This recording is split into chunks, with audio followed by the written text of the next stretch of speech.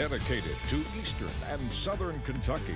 This is WYMT Mountain News at 11. Good evening, I'm Steve Hensley. There's still a little snow floating around the Commonwealth tonight, and we are definitely expecting frigid overnight temperatures. Meteorologist Evan Hatter has more on the weekend forecast as our severe weather alert day continues. Evan? Well, Steve, that's right. We've actually seen a few flurries flying throughout eastern Kentucky, and if you were with us earlier, you saw them on our high knob camera out at UVA-Wise. Nothing doing at UVA-Wise right now other than it being very cold. 23 right now. Downtown Whitesburg, also quiet. A little bit of still wet roadway out there, and that could cause a few slick spots overnight, but otherwise, we're in good shape. The west-northwest winds have really brought those temperatures down into the mid-20s. Here's our flurry activity. Still a little bit going on. When I was on my dinner break earlier on this evening, about 3 hours ago, I saw a few flurries flying here in Hazard. We continue to see the potential for some snow showers. Wayne, Logan, and Mingo counties in West Virginia, as well as portions of, let's say, Martin County, northern Pike County, over into Floyd County as well, sneaking into southern Magoffin and into Knott County as well this evening. It's more than cold enough to support it. Temperatures remain in the low to mid-20s around the region, and it's going to be a frigid night. That's why our severe weather alert day remains in effect at this hour. Pushing on out, you see, there's our system from yesterday, well off the East Coast. Another weak system is going to try to make a run at us as we head into the day late tomorrow, as we catch the clicker there, and into the day on Sunday. I don't think it's going to amount to much, but it will drop those temperatures a few degrees. For tonight, upper teens for overnight lows, mostly cloudy. There's the last of our snow showers moving out. We wake up to 20s in the morning. Under mostly cloudy skies, it's going to be a chilly one. We clear those out, though, as we head into the afternoon, and future this as we head into the day tomorrow. So not too bad. I think some areas do get above freezing for at least a little bit. We're back below freezing overnight, waking up in the low 20s, so heavy coats needed if you're headed out to Sunday service in the morning. But by the afternoon, looking pretty nice. Mid to upper 40s out there for our Sunday. Looking pretty nice as well. Heading into Sunday night, yeah, a few clouds try to move in. That's that weak system trying to make its way toward the area. It only has enough moisture just to throw a few high clouds our way. Otherwise, pretty good shape. I mean, low 30s, yeah, but that's not too bad for this time of year. On that Community Trust Bank extended forecast, where your weekend is always in view.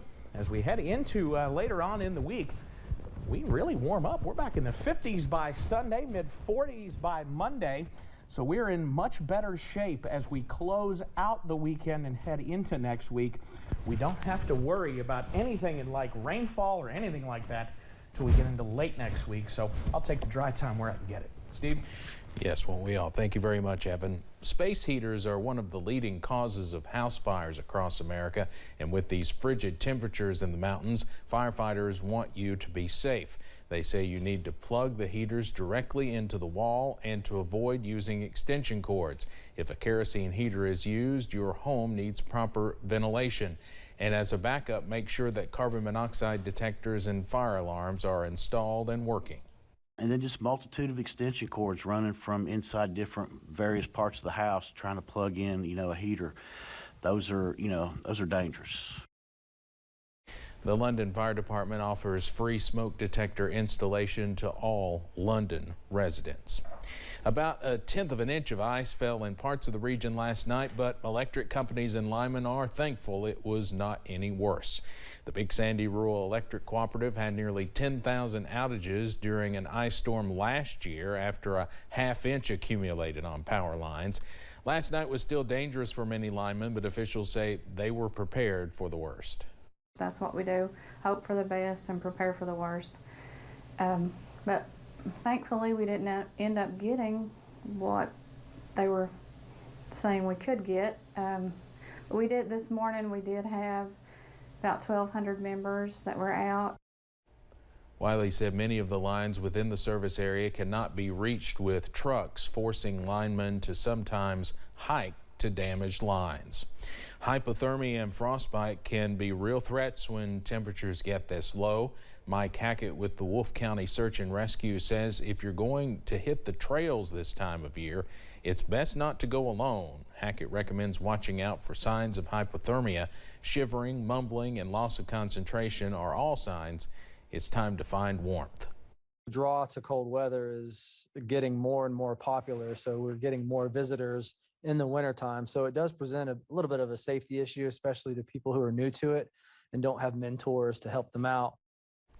Hackett recommends wearing synthetic wicking materials and wool instead of down material if you plan on hiking or moving a lot in the cold, since down can trap water instead of repel it.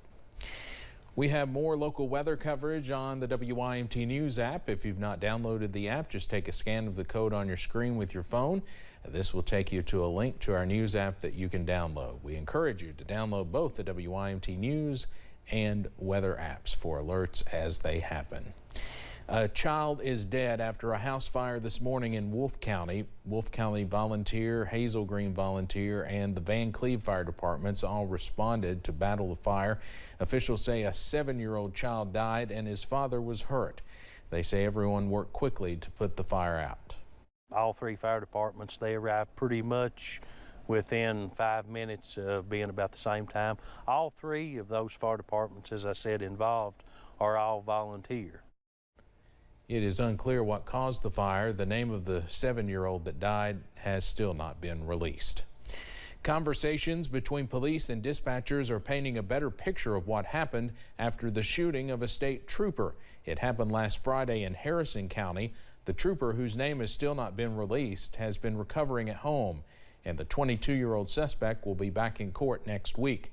Radio traffic of the aftermath obtained through Broadcastify, a streaming scanner service, describes the situation from its start last Friday afternoon to its conclusion that night. Garrett Weimer plays the tapes. A shooting, a search, and an arrest unfolding over the airwaves in a 6-hour span. 7-4 Charge, shots fired, I'm hit. It started just after 4 o'clock on that Friday afternoon during what reports say started as a routine traffic stop before the shooting. All units available, head towards 740. He's on Delta Court and Cherokee Drive in Cynthiana. Radio traffic paints a picture of a tense situation in the moments that followed. It sounded like fireworks. The injured trooper describing to dispatch what happened after shots were fired. Sarge, I hit his windshield twice.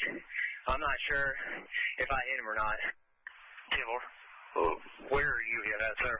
Trying to take my shirt off to see if my vest caught it. It did. Spots like this, red, black, and blue. Police say the trooper was shot 6 times. My portable's 10-7. I'm on my car. He drove off.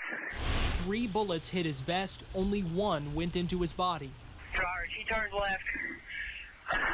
He's heading towards Cynthiana. He's out of Lexington. In radio transmissions, we also hear police efforts to track down the suspect. We just got a ping on the suspect's cell phone, my cell phone, 3,000-meter radius, 62 at Leesburg. Multiple cell phone pings called out over several hours as the search continued. So this ping's a little bit better. It's a 4G 181-meter ping with a 90% confidence level. Police say they arrested Lequan Taylor shortly after 10 p.m. at a Lexington apartment. Mr. Taylor? Yes, sir. On Monday, Taylor was arraigned on several charges, including assault and attempted murder of a police officer. That was Garrett Weimer reporting. Lequan Taylor is set to be back in court for a preliminary hearing on Monday. The COVID positivity rate continues to slowly decline. Here in the Commonwealth, the state added more than 8,000 new cases of COVID today, bringing the total to more than 1,190,000. There were 37 new deaths reported, including a 33 and 34-year-old, bringing the death total to 13,063. The positivity rate is now down to 24.71%. State Representative Richard White is in a medically induced coma. His brother says surgeons finished an emergency operation around midnight. White has been in the hospital since Tuesday. He collapsed during a meeting in Frankfort. His family says he's stable and doctors are hopeful. White represents Rowan, Elliott, and Lewis counties. 2 people were arrested after officials found children living in what they call very unsuitable conditions. Stephen and Tina Hinkle were charged with endangering the welfare of a minor, possession of marijuana, and criminal abuse. Inside the home, officials found a 2-month-old, a 1-year-old, and a 5-year-old. Police say the 2-month-old was found in a cradle covered in feces with a blanket around the child's airway. Officials say there were no clear pathways, dirty dishes causing insects to swarm, and marijuana on a table within reach of the children. The kids were removed from the home. The city of Pikeville is rolling out a plan that's been in the works since 2018. Crews will be tearing up the pavement on 2nd Street starting next week, laying the foundation for the 2nd Street Streetscape project. The construction will leave a few downtown roadways closed or rerouted for the next several weeks, but officials say the traffic changes will bring in more in the long run. We're going to try to make it as smooth as possible for those business owners. But at the end of the day, it'll be a much more pleasant place, a much more attractive place, and we really feel like that will drive a lot more traffic. The sidewalks will remain open on 2nd Street to allow shoppers to continue supporting the businesses there. Officials will keep the community posted about detours as they work through the phases of the road upgrades. One Pikeville student is marching into his future with a plan to serve. Pikeville High School senior Drew Hurley has long dreamed of being in the military, and now that dream is becoming a reality. Hurley was accepted into the United States Military Academy, West Point, to join the class of 2026. The high school hosted a signing for him, celebrating what administrators say is a natural fit.